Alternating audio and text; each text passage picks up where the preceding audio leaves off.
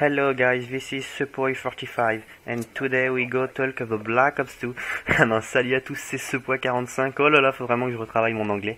J'espère que vous allez bien et aujourd'hui on se retrouve pour l'épisode numéro 2 de ma série Analyse des fusils de précision dans Black Ops 2. Et aujourd'hui on va parler du Ballista. Et oui, le Ballista. Donc pas attention, c'est pas le Ballista mais le Ballista avec deux L. Donc c'est un sniper que grand nombre de joueurs attendent parce qu'il se ressemble au MSR, hein, vous pouvez le remarquer.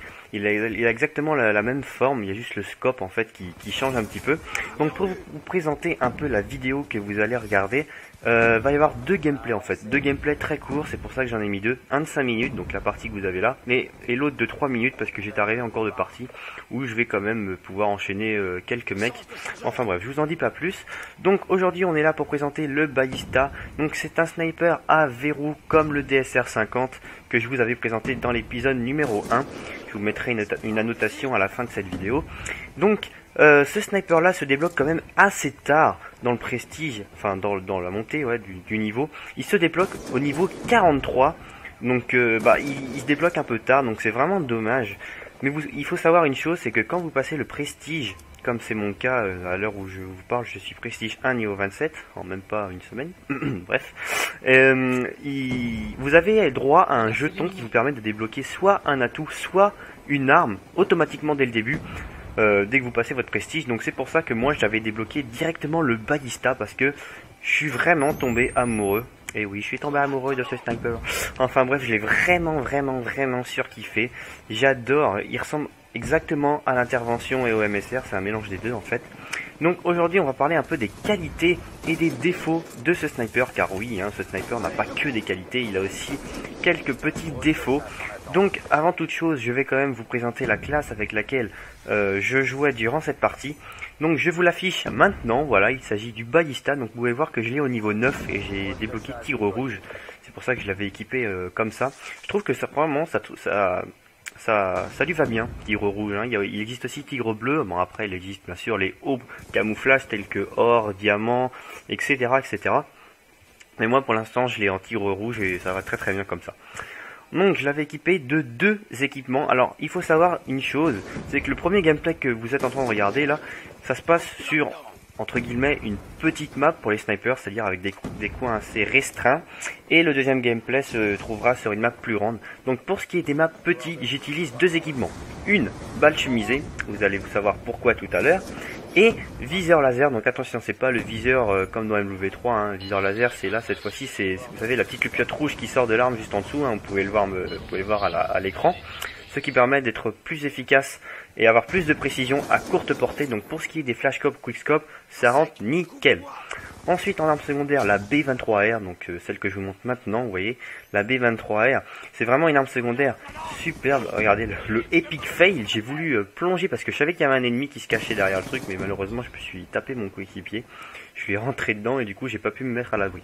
Bref, donc en atout numéro 1, j'utilisais poids plume pour pouvoir être plus léger dans les déplacements. Ensuite, alors je ne sais pas comment ça se dit en français, mais je crois que c'est en anglais c'est main lace. Donc vous voyez encore mon anglais est très bas. Contrairement à ce que j'avais dit ouais ça ressemble, c'est en fait c'est tour de passe-passe. Et ben absolument pas, il n'y a pas tour de passe-passe dans Black Ops 2. C'est juste un atout qui permet de lancer les grenades beaucoup plus vite que d'habitude. Donc voilà, j'ai fait cette petite erreur dans l'épisode 1, j'avais dit que j'avais mis tour de passe-passe, mais c'est totalement faux, il n'y a pas tour de passe-passe dans Black Ops 2.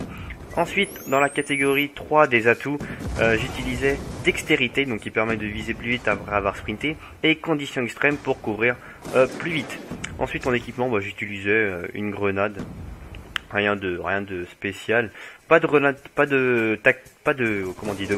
flash tactique, tout simplement parce que j'avais activé le Joker, troisième atout, donc je sais pas si vous arrivez à me suivre, deuxième, troisième atout. Donc c'est-à-dire que j'avais mis deux atouts dans la catégorie numéro 3. Donc voilà. Ensuite, je vais peut-être vous présenter un peu le gameplay. C'est vrai que je vous ai même pas présenté la partie. Donc on est en... Alors si je me trompe pas, je crois qu'on est en match à mort par équipe sur la carte Sloom. Donc c'est vraiment une carte que j'apprécie. Elle a un peu des airs à favela. Je sais pas ce que vous en pensez, ceux qui y ont déjà jouer dessus. Moi, me fait penser un peu à Favela. Je sais pas si c'est le fait que ça se passe au Panama et que le Panama se trouve vers le Brésil. Enfin bref, rien de très très important.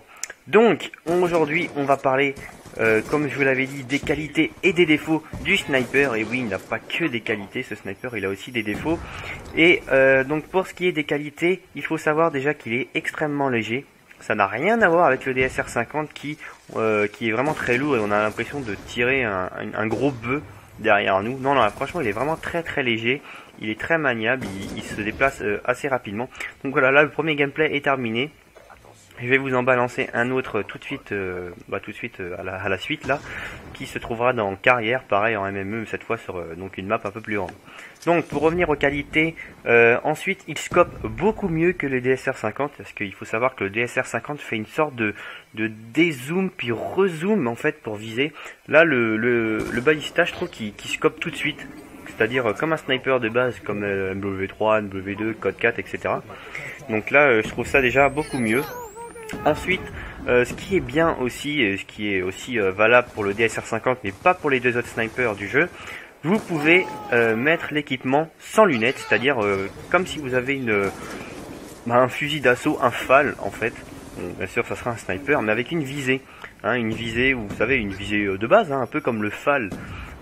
Sans pouvoir mettre d'équipement dessus, bah c'est pareil. Donc pour ceux qui ont un peu de mal avec le sniper, ça peut vraiment être pas mal du tout pour vraiment les toutes petites maps collées serrées, j'ai envie de dire entre guillemets. Voilà.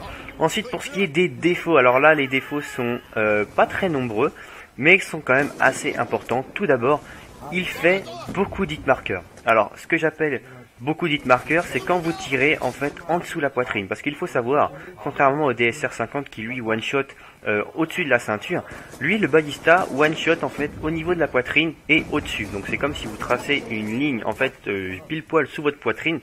Tout ce qui est au-dessus vous one shotez, tout ce qui est en bas hit marker. Ça c'est obligé. Voilà, c'est tout ce qu'il y a comme défaut en fait de ce ballista. Sinon, et aussi le défaut c'est qu'il se débloque au niveau 43, donc assez tard. Donc on est obligé de se taper soit le SVUAS ou le DSR 50 qui est très très lourd jusqu'au niveau 43. Donc ça c'est un petit peu dommage. Mais bon, ça c'est vraiment pas très important. Comme je vous l'ai dit, quand vous passez Prestige, vous le débloquez tout de suite. Et puis on n'en parle plus. Donc voilà ce que j'avais à dire pour le ballista. Donc si je devais conseiller ce sniper, je vous le conseillerais. Si je devais lui donner une note sur 10, je pense que je lui mettrais 8, 8,5 je pense. 8,5 parce que déjà je lui enlèverais un point pour les hit markers parce qu'il en fait vraiment pas mal du tout. Et le demi-point parce qu'un sniper ne peut pas être parfait, voilà, c'est pas possible. La note 10 sur 10 ce n'est pas possible. Donc c'est pour ça que je lui mets 8,5. Voilà en ce qui concerne le ballista, j'espère que vous en aurez appris un peu plus et que vous aurez fait votre décision sur le choix de ce sniper, si vous le prenez ou pas. Donc moi si je devais avoir des petits conseils avant de jouer avec le ballista, c'est d'abord d'aller vous entraîner un petit peu, de faire 1-2 parties grand maximum en formation avancée contre les bots ou les petits robots là qui vous pouvez mettre en mode seconde classe, recrue, vétéran, commando, etc. Donc moi je vous conseille de les mettre en commando, je crois que c'est le mode moyen. Que je crois que seconde classe c'est facile, et puis après il y a commando, après il y a vétéran. Voilà, de mettre commando sur déjà sur une petite map pour vous entraîner au flashscope, quickscope, et enfin sur une grande map pour vous entraîner au hardscope et à retenir votre respiration au bon moment. Voilà en ce qui concerne donc le ballista. Il me reste plus beaucoup de minutes à parler, donc j'aimerais en profiter pour parler d'un nouveau membre qui est entré dans la team il y a quelques temps. Il s'agit de Dili Massilia, donc c'est un très bon joueur qui j'avais demandé il y a déjà quelques semaines de venir dans la team, donc il n'était pas vraiment chaud, et puis en réfléchissant, à force de jouer avec nous, il a réfléchi et il est donc rentré dans la team.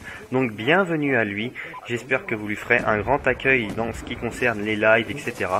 Et je peux vous dire qu'il a vraiment un très bon niveau. Voilà, la vidéo est terminée, j'espère qu'elle vous aura plu. N'hésitez pas à laisser un pouce bleu qui est très important et qui me permet de me réjouir de mon boulot. Parce que passer vraiment à faire une vidéo comme ça peut prendre énormément de temps malheureusement. Donc voilà, encouragez-moi en laissant un petit pouce bleu. Donc là vous avez le lien de l'épisode numéro 1 que vous pouvez aller consulter.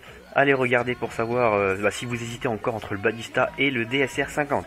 Allez, je vous dis salut à tous et partagez la vidéo sur votre Facebook si elle vous a plu, ce qui me permettra de la faire un peu plus connaître. Allez, salut à tous et à vos manettes.